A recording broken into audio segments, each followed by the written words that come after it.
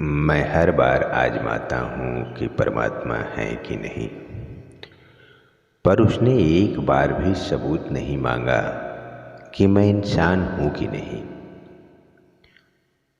परमात्मा शब्द दो शब्दों परम तथा आत्मा की संधि से बना है। परम का अर्थ होता है सर्वोच्च एवं आत्मा से अभिप्राय है चेतना, जिसे प्राण शक्ति भी कहा जाता है। परमात्मा का अर्थ परम आत्मा से है। परम का अर्थ होता है सबसे श्रेष्ठ और आत्मा का अर्थ होता है हर प्राणी के अंदर विराजमान चेतना। परमात्मा सभी को एक ही मिट्टी से बनाता है, बस फर्क इतना है कि कोई बाहर से खूबसूरत होता है तो कोई अंदर से। आप जैसे ही अपने आप को उस परमात्मा के चरणों में समर्पित करते हैं कि जो भी हुआ है वह आपकी कृपा से हुआ है प्रभु, तो एक अहंकार जो मैं में फंसा हुआ था वो मैं को काटकर आप मैं की बलि चढ़ा देते हैं और है में चले जाते हैं। जैसे ही आप अपने मैं को काटते हैं आप एक इनफाइनाइट ऊर्जा में चले जाते हैं जो कि बहुत बड़ा है। मैं और है का चक्कर ही है इस वास्तविक जीवन में। मैं जो है वो प्राइवेट लिमिटेड कंपनी है और है जो है वो इनफाइनाइटेड कंपनी है जो परमात्मा का है।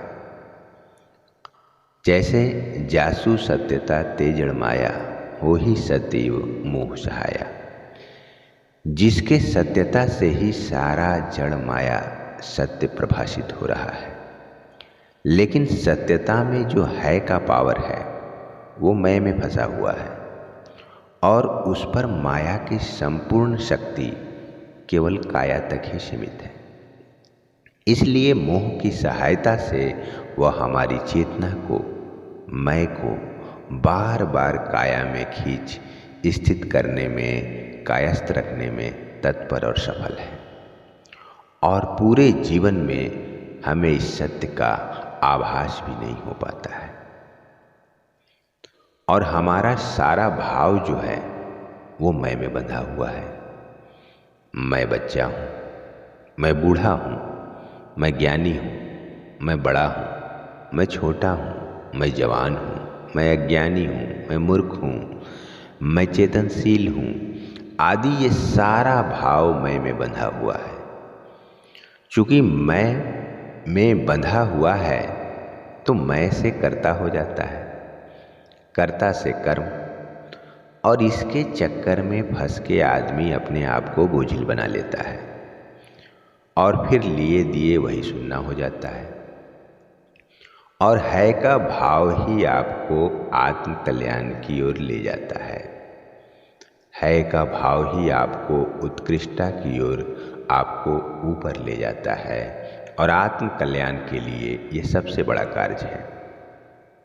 हम आए ही हैं इसलिए कि आत्म कल्याण कर सकें। पहले भी बहुत फंसे हुए थे, अभी भी संसार में आकर फंसे हुए हैं। अब नहीं होगा तो आगे तो और नहीं हो पाएगा, क्योंकि अब तो हम लोगों के लिए जो खाए पिए थे, खाना पीना, जल संस्करण से लेकर भोजन संस्करण से लेकर सारे वातावरण को दूषित कर दिया गया है और धारणा को विभिन्न माध्यमों में फंसाकर मैं से जोड़ दिया गया है। इसके लिए एक बड़ी अच्छी लाइन है कि जड़ चेतन ही ग्रंथि परि गई, यद्यपि मृषा छूटत कठिनई। जड़ शरीर और मैं चेतन है के बीच गांठ पड़ गई है। यद्यपि ये झूठ है पर छूटने में कठिन है, क्योंकि जो सपने सिर काटे कोई, बिन जागे दुख न दूर होई। जो मैं में बार बार खोकर जो सपना देखते रहते हैं, इसमें बार बार मरते हैं, बार बार जन्म लेते हैं। रोज विचारों का जन्म होता है, रोज विचारों का मरण होता है। तो आदि आदि बातों से बचने के लिए रामचरितमानस में कहा गया है कि गुरु प्रद नख मणिगन ज्योति।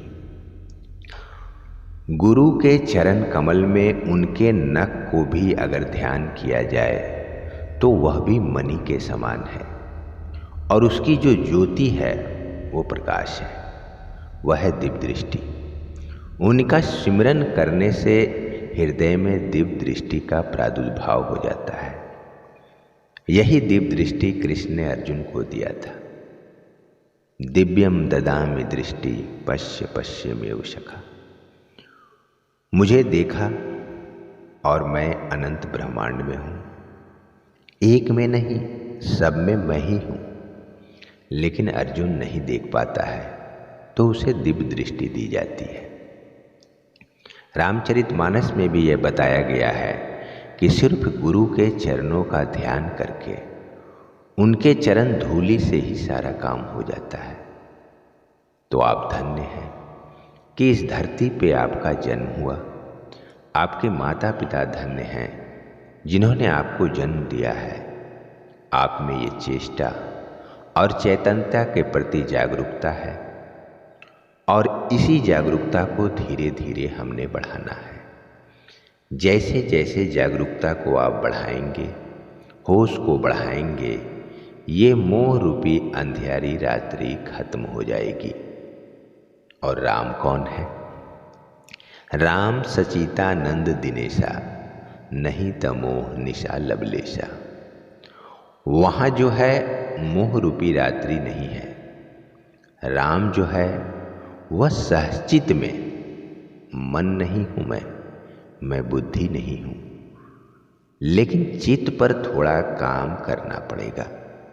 मन बुद्धि से परे जो चित्त है उसमें सत्य भी है, असत्य भी है, भ्रम भी है, उन्मनी भी है। चित्त में जब सत्य को लगाया जाएगा और स्थिर होगा तब सतचित्त बनेगा, और सतचित्त मिल जाएगा तो आनंद का प्रादुर्भाव होगा। ये सचितानंद बनेगा। यही सचितानंद रूप, अगर राम रूपी सचितानंद का जन्म अगर आपके हृदय में हो जाए तब वहाँ मोह रूपी रात्रि खत्म हो जाएगी। उसी को भगवान श्री कृष्ण ने भगवत गीता में अर्जुन को बता रहे हैं कि या निशा सर्वभूताना तस्य जागृति संयमी।